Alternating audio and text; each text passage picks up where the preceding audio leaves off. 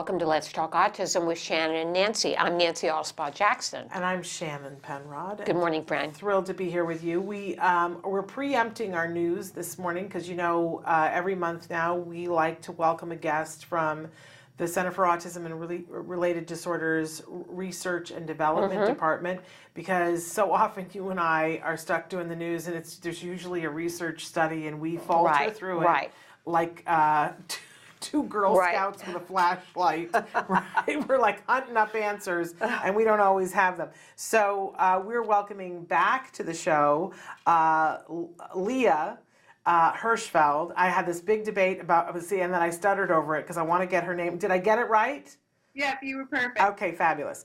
Because I think saying people's names appropriately is a thing. You know? It's like showing you care, but then I bubble it often. But anyway, so Leah, tell us a little bit about what your role is at the Center for Autism and Related Disorders as it relates to the Research and Development Department, and then go right into, she's going to talk with us about sleep. Sleep, which is a big issue for so many families. Ooh, yeah. Okay, so welcome.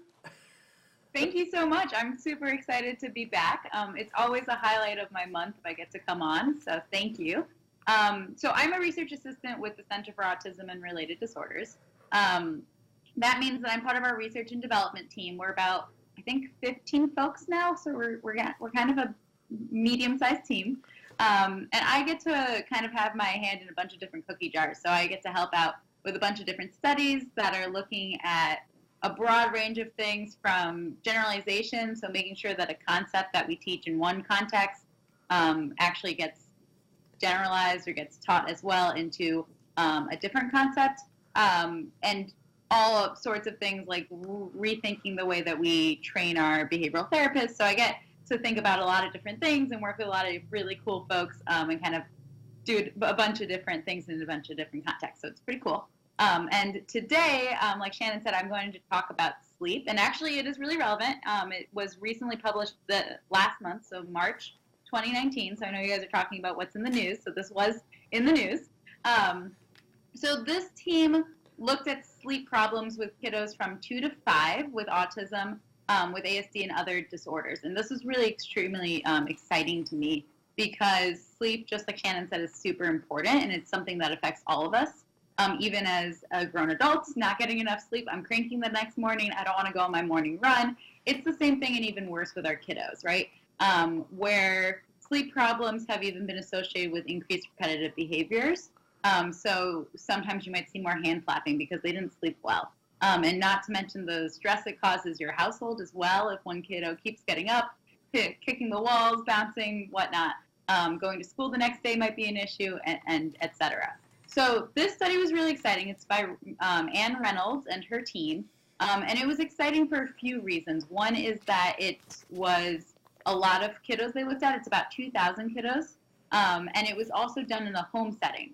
So they did a survey of parents that talked about the sleep problems they're having with their kids at home.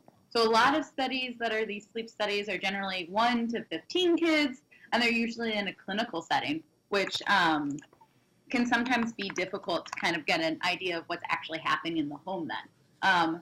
So additionally, anytime you talk about research, you want to talk about the limitations, and any research study should have a limitations paragraph, so make sure you read them because they're really important. They'll say things like, we only did this intervention with 1 kid, which means that as great of a study as it could be, it's only 1 kid. So it might not be something that your child will have the same results or something like that. Not an issue with this study. This one had 2,000. Awesome. But it did have some limitations. So the questionnaire that they gave to the parents, like I said, was parent answered, so they didn't have that much clinical oversight. And additionally, there was no scale of severity. So what that means is that they were answering a question like, does your child wake up in the middle of the night? It might be a yes or no. I don't know what the questions were exactly, but for example, the parent might say yes, but that doesn't mean that we know how severe it is, right? So the yes there could just mean the child wakes up every once a week, has to go to the bathroom, isn't fully potty trained, something like that. Might be also something like every 2 hours the child is waking up, bouncing up and down on the bed, hitting the walls, getting up to get their iPad, right? So these are very different severe scales. One is once a week, one is every 2 hours, much different. The other exciting thing to me about the study is that it actually looked at 4 different groups. So we have our kids with ASD, and we have our typically developing kids. Great. But additionally, she looked at, Reynolds and her team looked at 2 additional groups. One was kids with developmental delays with ASD characteristics, and one was kids with developmental delays without ASD characteristics. So that means that you've got kids who don't have autism, but who look kind of similar in characteristics with ASD, and you've got kids who have developmental delays that have no characteristics that are similar to ASD. So, exciting part. What are the findings? So children with ASD had twice the odds of sleeping issues than their typically developing peers.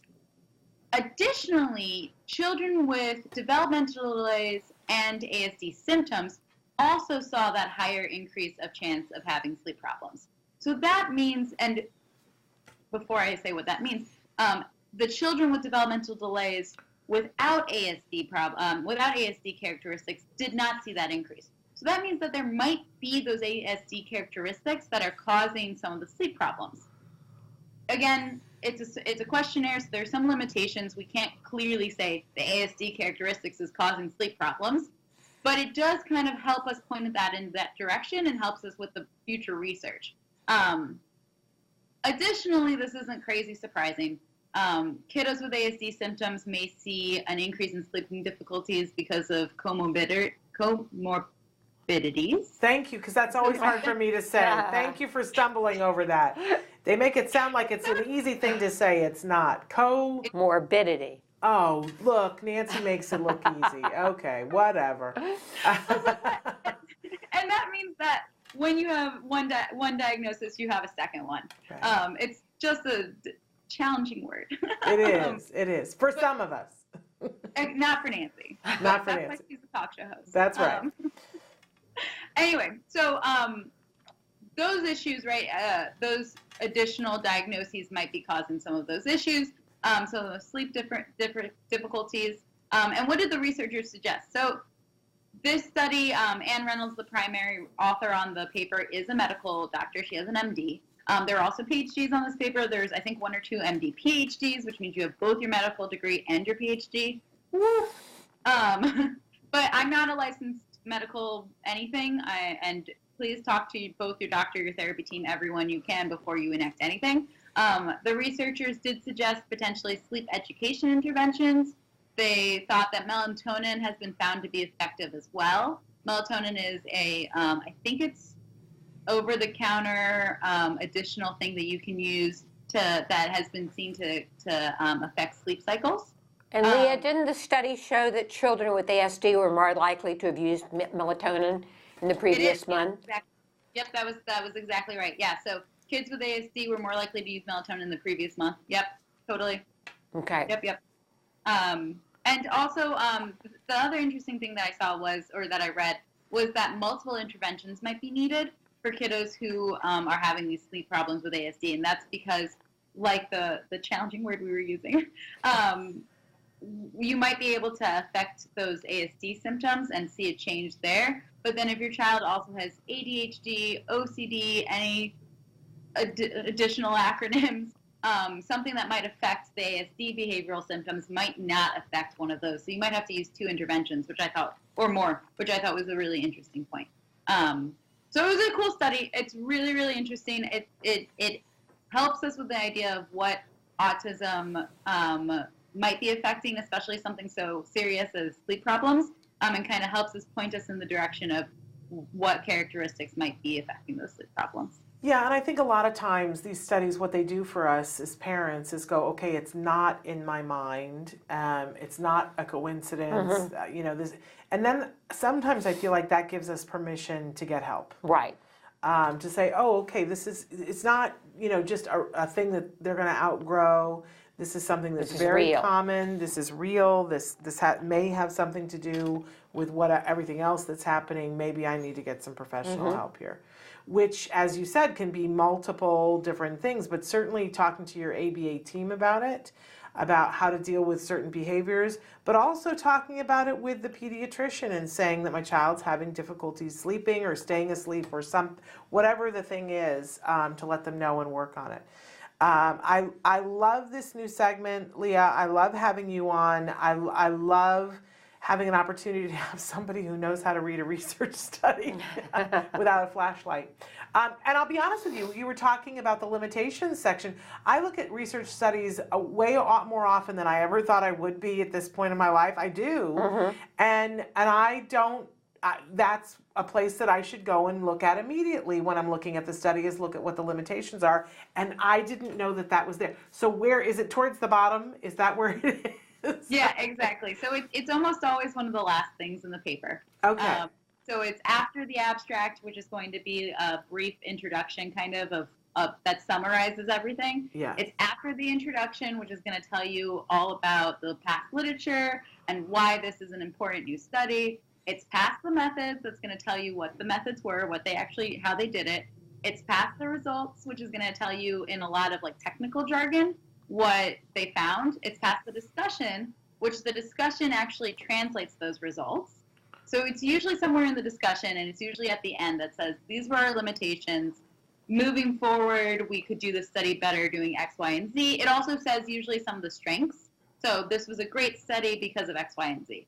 And usually it's pretty solid, because you are, as a researcher, you're trying to say, hey, this was a great study. We can take it as well as we can, but there should be some grain of salt for X, Y, and Z. And next time we should do this, because we're all learning when we do our studies. So Absolutely. Thank you so much for being here with us. Yes, thank you, Leah. We look It's forward very to having you back. illuminating.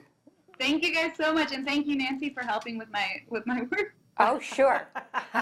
Anytime. Comorbidity. There, look at Okay. you just having it roll off your tongue trippingly. Show off. Yeah. Anyway, I'll work on Thank it. you all so much for having me. It's always such a pleasure. It's such a highlight for me. Thank All right, you. we'll It is see you for us, next too. time. All right, take care. Great.